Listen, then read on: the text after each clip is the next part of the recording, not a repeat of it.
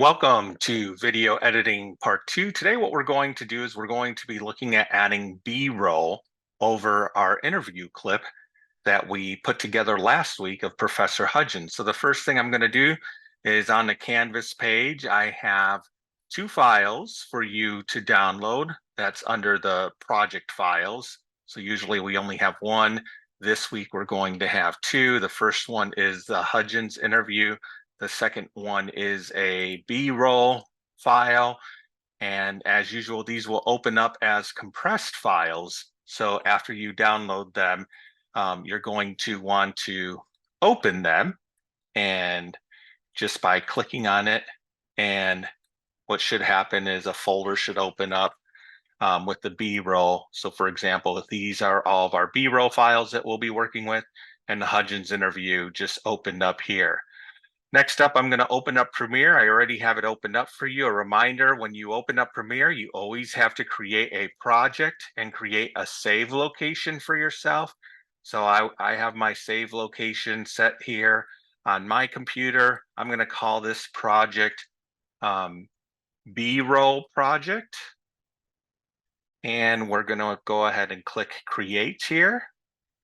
And it says that it already exists, but that's okay. I'm going to just replace what I've created. And here my editing screen opens up. I'm going to set my screen, first of all, to make sure that we're all kind of seeing the same thing. I'm going to go under Window and Workspaces, and I want this to be editing. So all of our screens should look like this. In Premiere, if you want to, depending what you're doing, next week, for example, we will be working with effects and graphics, so we'll be using those workspaces. But for this week, we're using this workspace. Now I need to import my video. Now, a reminder, you could do this one of two ways. You can import your media by double-clicking here and finding the file on your computer. But what I like to do is just drag and drop. So first of all, I'm going to drag my Hudgens interview right here, and then I'm going to open up my B-roll folder, and I'm just going to select all these files. So I just clicked on the top one, held down the Shift button, clicked on the bottom one, and import those here. And so we're working with a significant more number of files than we were last week.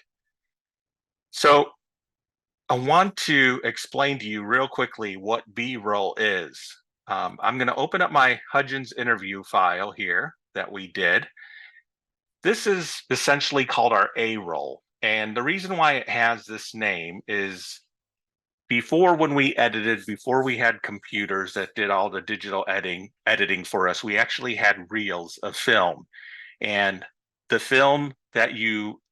reel that you already edited with Professor Hudgens' final interview, and this is what it looked like. I like teaching at Piedmont because we have the best students, and I feel really qualified to say that because I've taught other places. And the students here, we have smaller class sizes, so I get to know my students, and they're just like easy to talk to. They're super smart. They're the best. Being accessible. So you can see we did those edits last week, and we kind of put this clip together. This is our A-roll. So it's already edited because last week we had a bunch of different clips of Professor Hudgens. This week, and we put it all together. So that's our A-roll. So that would be like, back in the day, it would be one roll of reel. And now we're going to put B-roll over it, which would be a second layer. And that's where B-roll got its name. A lot of people like to say B-roll stands for background footage, and that is a good way to think about it as well. And we'll see why here in a bit. So the first thing I'm going to do is this entire Hudgens interview, we want to drag this into our sequence. So I'm just going to click anywhere in this screen and drag it down into our timeline, and it should show up like this. That should be familiar from last week, but this week we're not doing any 3-point editing with the interview because that's already put together. We're just simply dragging and dropping it, so we should have the whole thing in our timeline and in our program screen. Now we have different clips of B-roll here, and I'll show you a couple of them. This one says board back. So she's writing on the board in her classroom. And the reason why I say back here is because I'm filming it from her back. Then we have board side. So I'm filming the exact same thing of her writing on the board, but at the side. What I really recommend is naming your B-roll before you start working on your project. It just makes life so much easier, because otherwise I would have all my B-roll clips, my 1, 2, 3, 4, 5, 6 B-roll clips, and they would all just be labeled IMG 4073, IMG 5076, and then you'd be trying to put this together and wondering, oh, which one was this again? I know I had this B-roll of her filling the candy jar, but I don't know which one that is. So it's just easiest for you to go ahead and label your B-roll. Here's a kind of a classroom B-roll. We have her helping a student on a computer. Critique it. All right, show me the second one, because doesn't not have this. We have a shot of her talking to students in her office. And again, you'll notice I labeled this office back. We have a shot of her talking to students in her office, and we call that office front. And the other B-roll film that we have is this filling bowl. And this is, whoops, sorry about that. We'll look at this here. This is just B-roll of her filling her famous candy bowl. So if you haven't had Professor Hudgens for anything yet, now you know where the candy is stored in the MCOM department. So those are all my B-roll clips. And like I said, I highly recommend, as you're working on projects, especially as the projects get bigger and bigger, naming your B-roll. So what we're going to do with the B-roll is we're going to find places to put it into our A-roll, into our interview of Professor Hudgens. And so to do that, we'll go back to our program screen and back to our timeline. And I'm just going to play this, and let's watch this all the way through real quick, just so we know what we're working with. I like teaching at Piedmont because we have the best students, and I feel really qualified to say that because I've taught other places.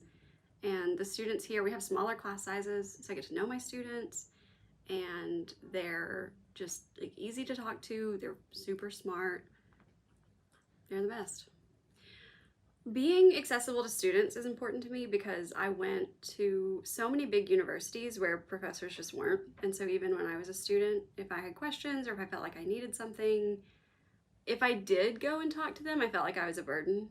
And I told myself pretty early on in my master's program that if I ever became a professor, I wouldn't be like that I would be someone who students could come to. And then my first year here, I just put snacks in my office as a way to lure students, and it became something they have come to expect. I have discovered that my favorite class to teach is theory and research, and I didn't expect it to be because it's my first time teaching it, but it is so much fun. We get it so discussion based, and everyone in there is really smart. So I have really learned to love that. All my classes are fun, but I love teaching theory and research. I think Piedmont students take their education more seriously because they're here to learn, versus students I've had other places who were really concerned about GPA, really concerned about grades. And students at Piedmont obviously care about those things too, but I also feel like for the majority of them, they care about getting the content and leaving the class with more knowledge versus just making sure they keep that 4.0. I never lived on campus when I was a student. I never lived in a dorm, but I've thought about that experience a lot and what it must be like, especially for first year students who come to school and they might feel a little bit out of place or feel like maybe they're a little homesick, maybe they don't buy their own food. And so I like being a place where they can come and it can be a little bit like home, and it can be like, oh, I can go get a snack, I can go get a Band-Aid. I'm not completely on my own out here having to take care of myself 100% for the first time. Okay, so I think there's 5 distinct clips in this video. First, she kind of talks about in general why she likes Piedmont students. Then she talks about why she remains accessible to students. And then she talks about her favorite class being theory. Then she talks about Piedmont students being here to learn.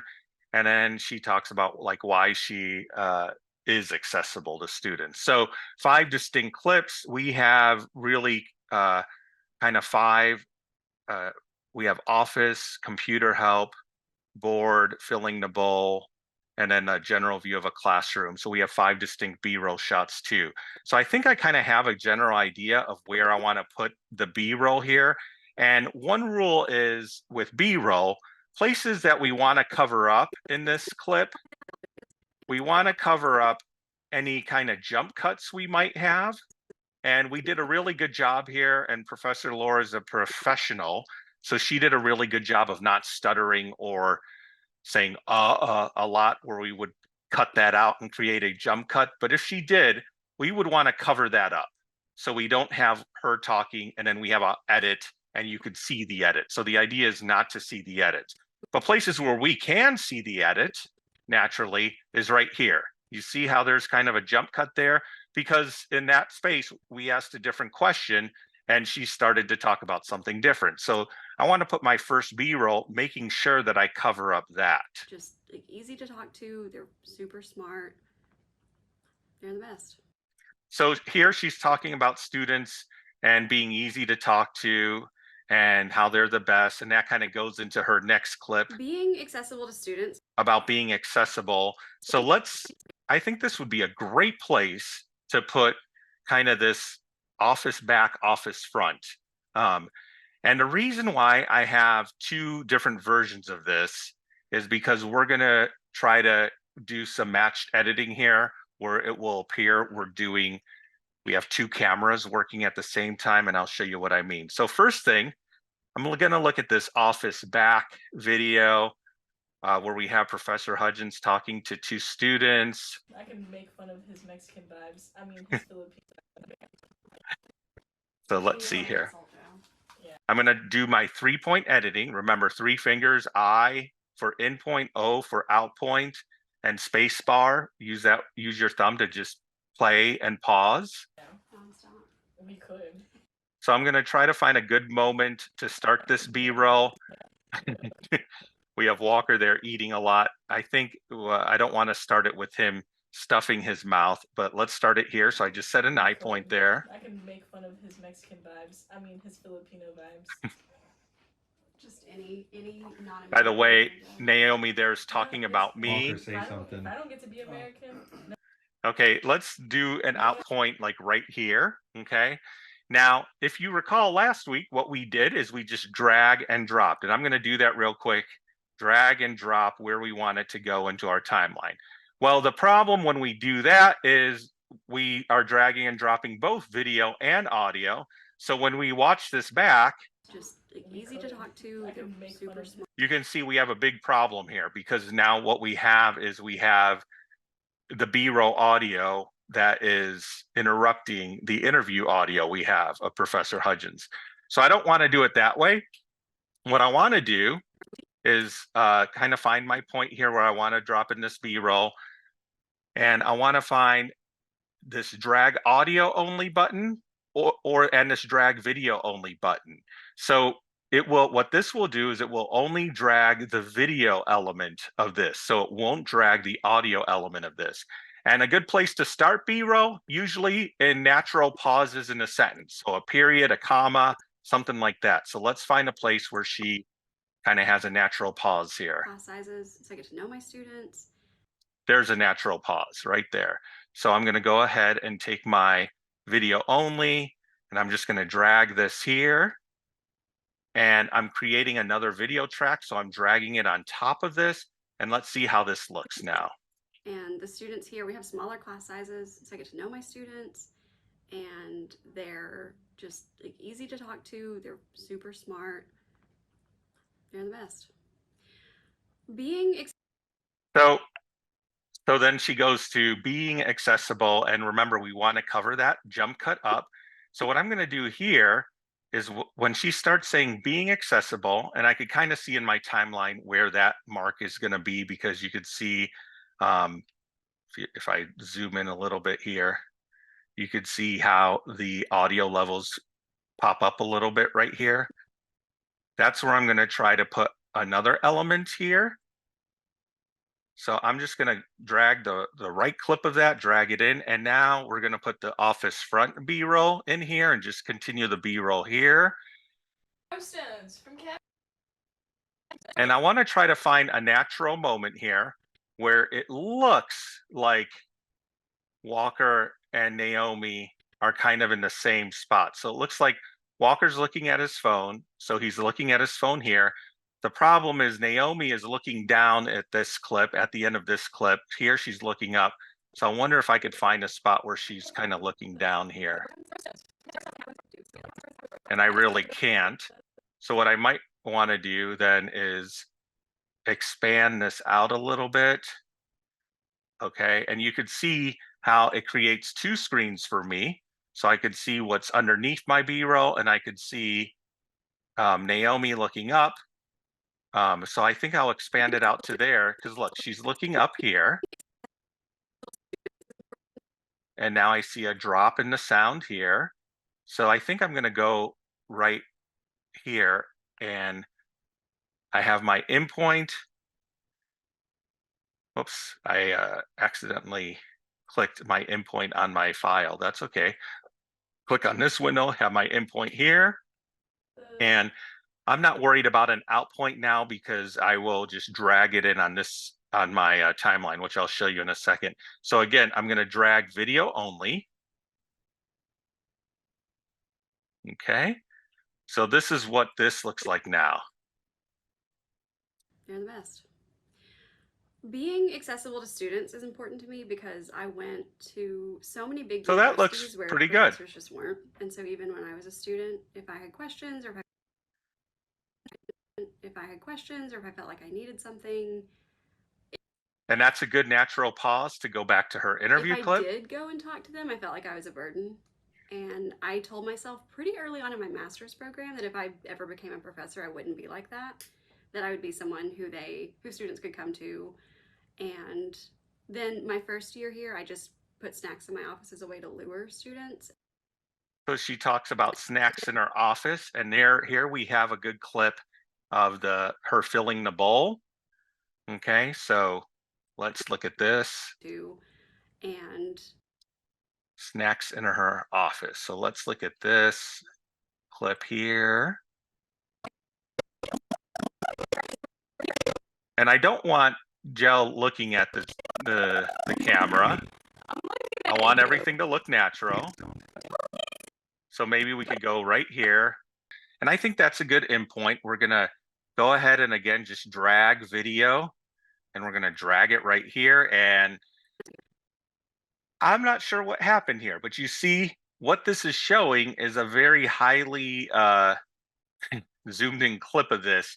So when stuff like this happens, which inevitably happens, this B-roll was shot at a different time on my camera. I may have had different settings. I'm going to just command click on this or left click if you have that ability on your mouse. And I'm going to go ahead and just say scale to frame size here. Okay. And that puts it in the same size that I wanted. Hopefully this doesn't happen when you edit it. If it does, you could do scale to frame size.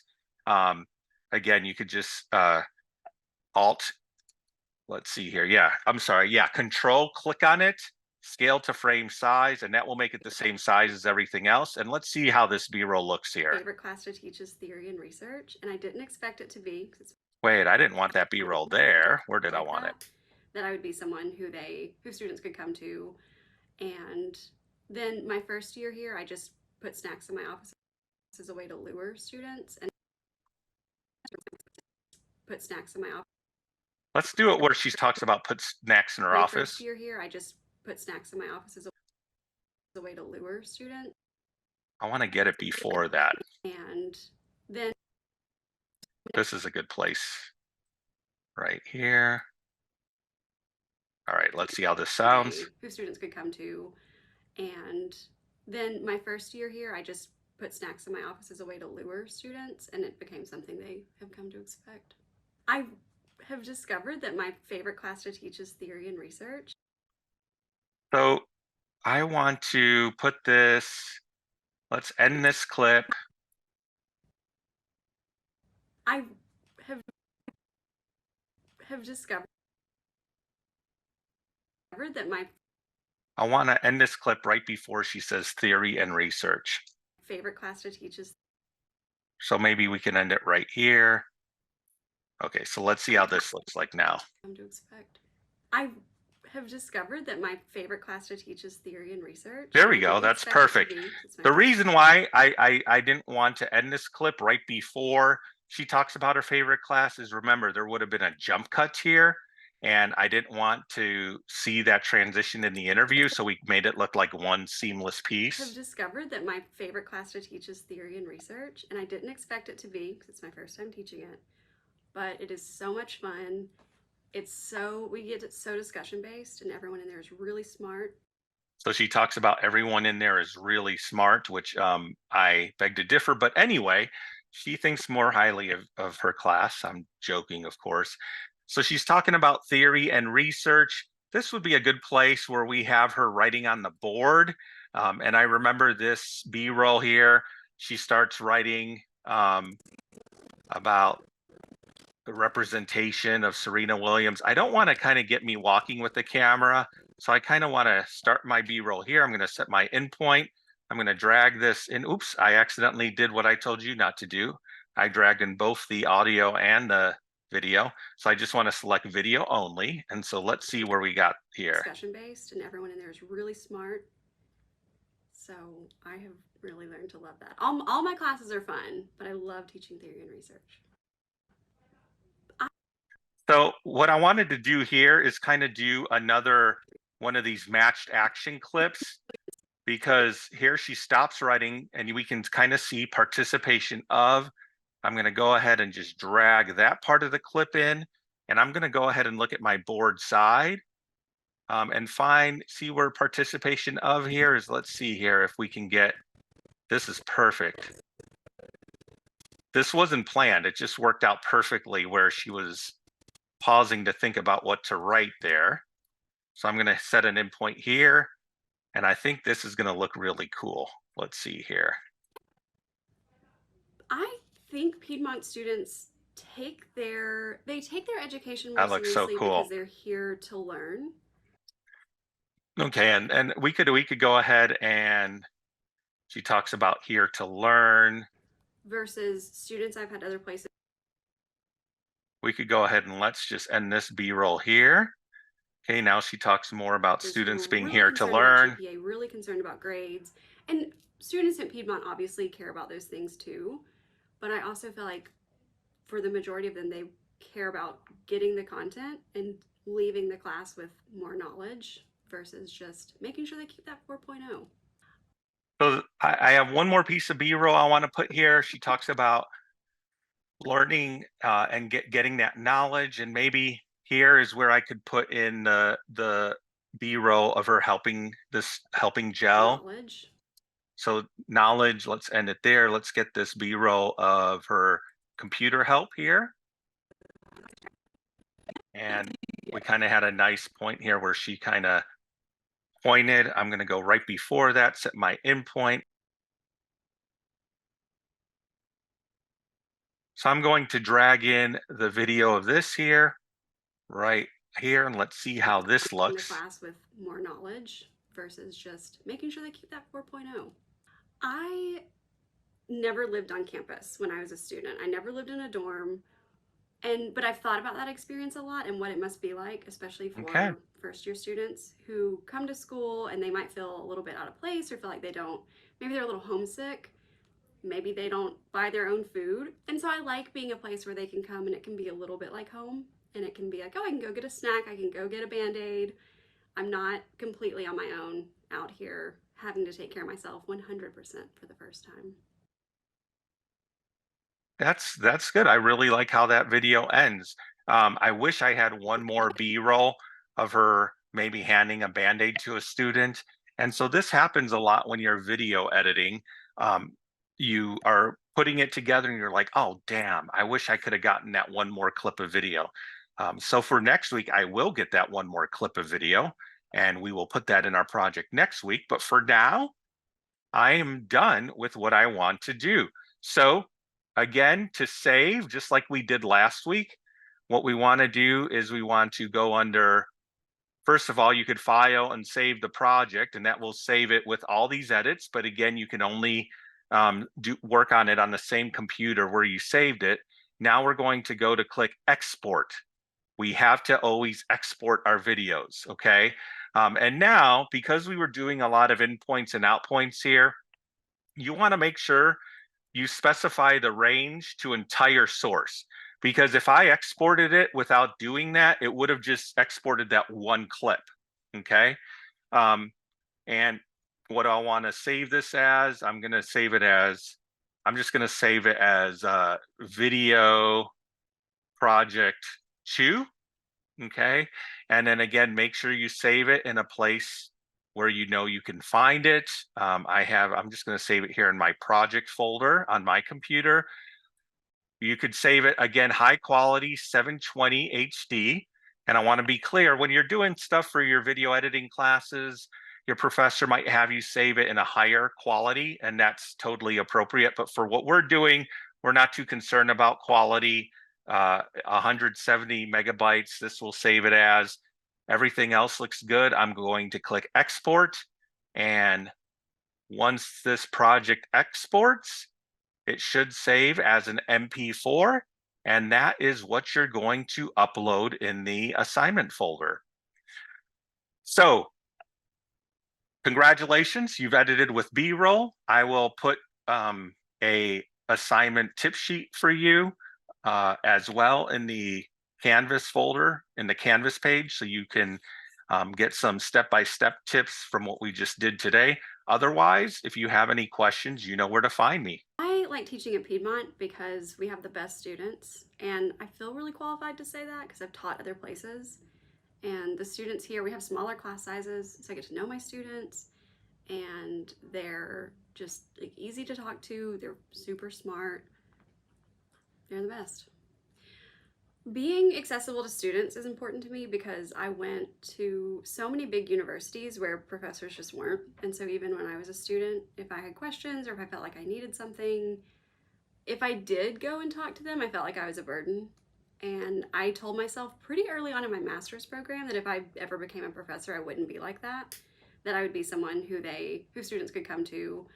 And then my first year here, I just put snacks in my office as a way to lure students, and it became something they have come to expect. I have discovered that my favorite class to teach is theory and research, and I didn't expect it to be because it's my first time teaching it, but it is so much fun.